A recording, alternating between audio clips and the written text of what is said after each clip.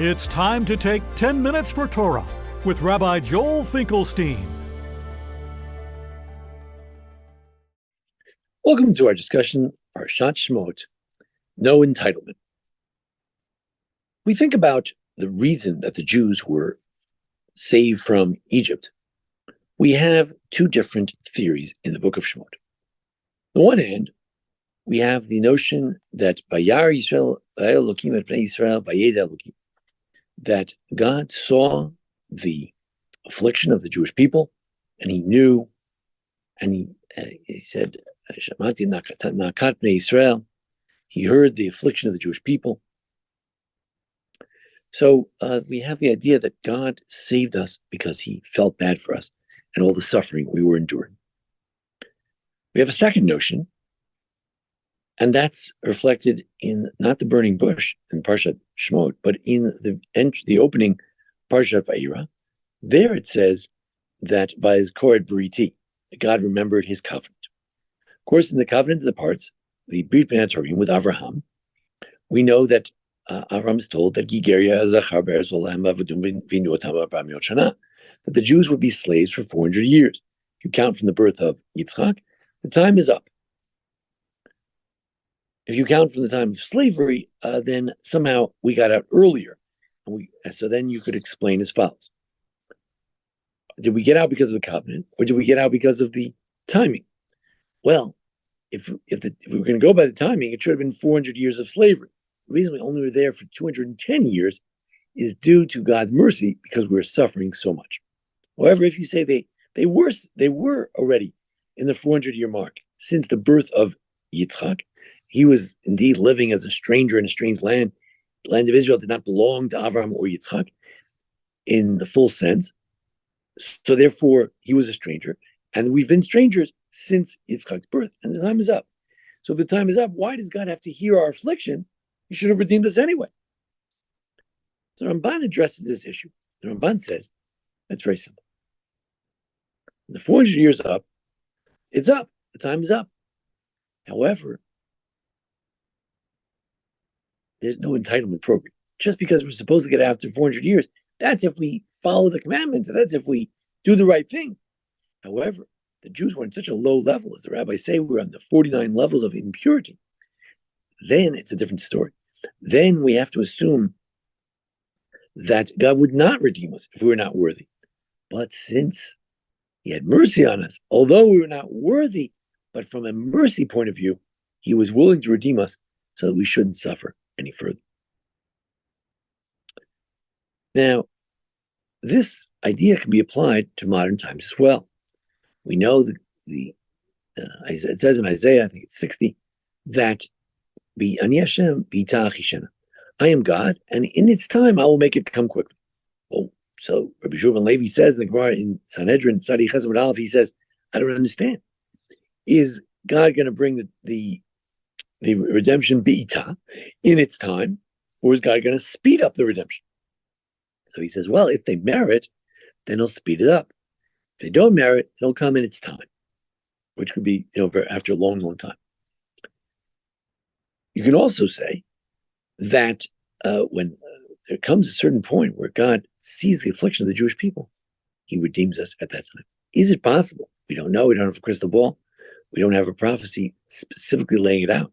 But is it possible that after all the suffering of the Holocaust in the 1930s and 40s, that God had mercy on us, and either He brought the redemption, began to bring the redemption of the Jewish people, returned to the land of Israel at that time out of a sense of mercy for us, or could it be that the time is up?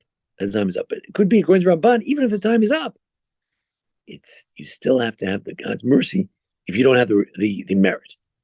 So assuming that we don't have the merit to have redemption, we still have to have the mercy of God.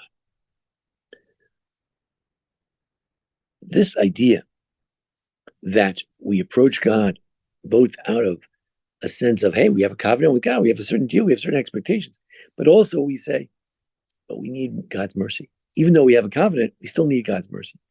This is reflected in the beginning of Shemot Esrei as well. When I approach God at the beginning of Shemot Esrei, on the one hand, I say, look, I'm entitled. And it's okay avutenu. You're the God of our forefathers. I'm a child of Abraham, and maybe Goel V'Avraham, God promised that He would bring redemption to the children of His children, and as an either biological or spiritual heir of Abraham, I expect to be redeemed. However, we also are reminded that God does great kindness as well, and we ask for God's mercy. And all of our prayers is all about tachanunim, where we come to God asking out of mercy. For instance, you have the notion of Moshe Rabbeinu. He could have come to God and said, "Look, God, I've been Moses all these years, so you got to bring me into the land of Israel because I'm Moses, and Moses is a good guy, so you got to bring me in." But no, he said, "Look, I'm going to approach God from the point of view of Va'etchanan al Hashem." God, he supplicated before God. He asked for mercy, didn't ask for it on the basis simply of the covenant. So as we turn to God today, we're so concerned about the land of Israel. Will the Jews be able to return to the land around Gaza? Will the Jews be able to return to Lebanon? Will the Jews be able to live in Tel Aviv without fear, rockets and attacks and tunnels and all these types of things? We could say, God, look, Asilam Amritecha should save us for the sake of your covenant. You have a covenant with us. You have a promise.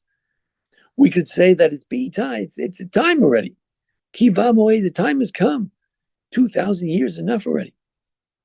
Or perhaps Parsha suggests that Vayeda Elokim, when God decided to act, it was when the Shamati Nakatnis, or when God heard all the cries of the Jewish people. It's the mercy. We ask for mercy. There's a verse that says, Tiyom b'mishpat tibadeh, that Zion will be redeemed through justice.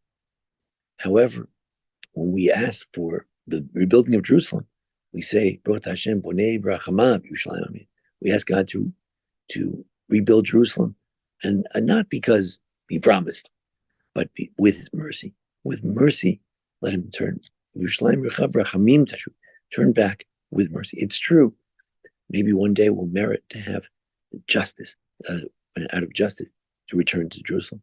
But we're asking God to return us to Jerusalem, to return Jerusalem to its glory. How? To rebuild the Beis HaMikdash. How? Brachamim, with mercy.